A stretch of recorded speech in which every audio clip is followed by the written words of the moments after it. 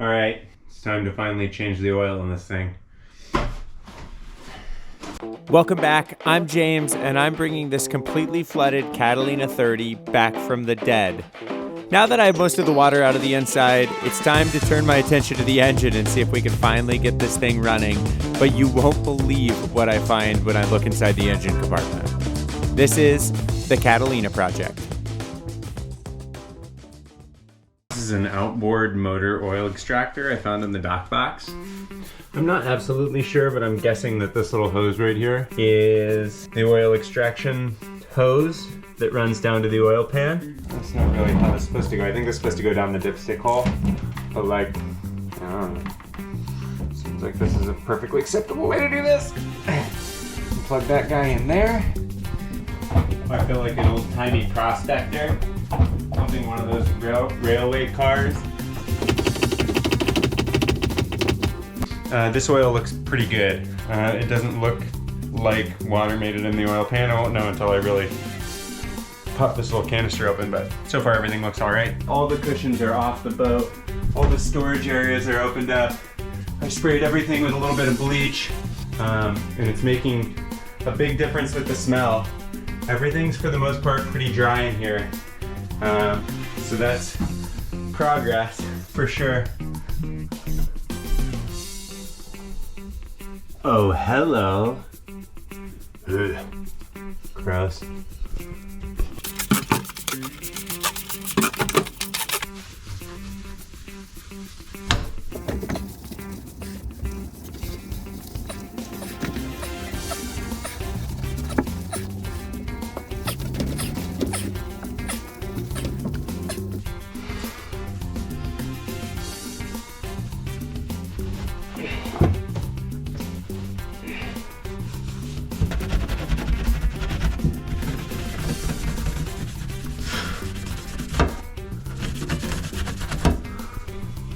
Something's going on over here.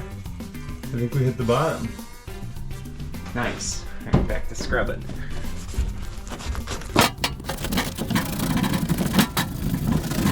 I swear, of all the things in a boat renovation that people tell you to clean mold off with, vinegar smells the worst. It's not a good smell. I crawled back in this little cave, spilt it all over myself, smell like a freaking deviled egg. It's disgusting. I don't care if it works. Back to the simple green. Never again.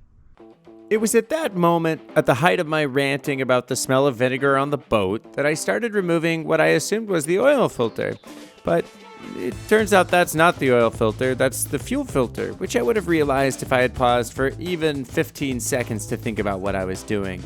Now, this little fuel filter is going to prove to be really difficult to replace in the coming days. It doesn't want to come off. You have no idea how much it doesn't want to come off. Wait. You have a fuel filter? Aw, man. I'm an idiot.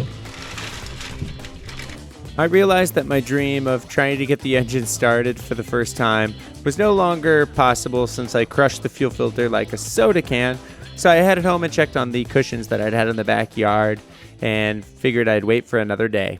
To continue my battle against mold, basically everything has mold in it. Everything. So it needs to come out and be cleaned. There's a thing that sailors like to do where they tell you that however you did the thing isn't the best way to have done it. So talking about clearing out mold, for example, they'll say, no, bleach will never penetrate the wood. It doesn't go deep enough. The mildew's going to live in there. And that's very possible. But I've also noticed throughout the years that no matter how you do a thing, someone will tell you you did it wrong. And even if an old salt gives you advice about the best way to do something, a different old salt will tell you that was the dumbest way you could possibly do it. So to some degree, I kind of do whatever I want. It starts to feel like nutritional advice. Like one day cholesterol is good for you and then it's bad for you and then you need to skip carbs and no, all carbs are good. And maybe simple green does ruin your gel coat. Maybe bleach doesn't get rid of mold, but maybe it does. And what I know is that both of those smell better than vinegar.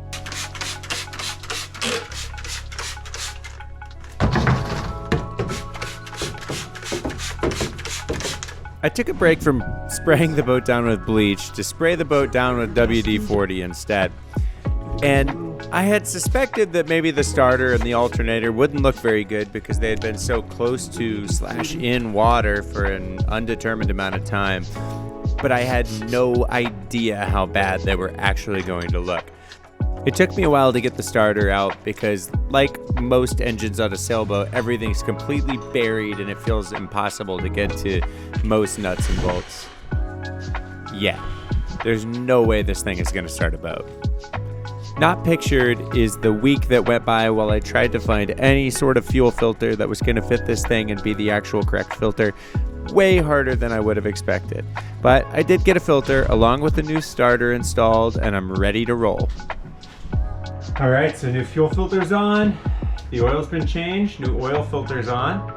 The starter's installed, although I don't actually know which red battery cable. There's 2 in there, and I don't know which one is supposed to go to the starter and which one's hooked up to the battery. And I figured instead of just tracing it, I would try both of them. So first things first, I've got to bleed the air out of the fuel filter, and if that all goes well, we're gonna see if this thing starts. Moment of truth. I have no idea if it's gonna turn on, honestly. Not really sure what's going on with this wiring. For whatever reason, this red power supply cord right here is not power supplying. So I'm gonna have to sort that out. But I kinda wanna start the boat just to see if she starts. So here we go. Literally, here goes nothing. Okay. So the starter didn't fire.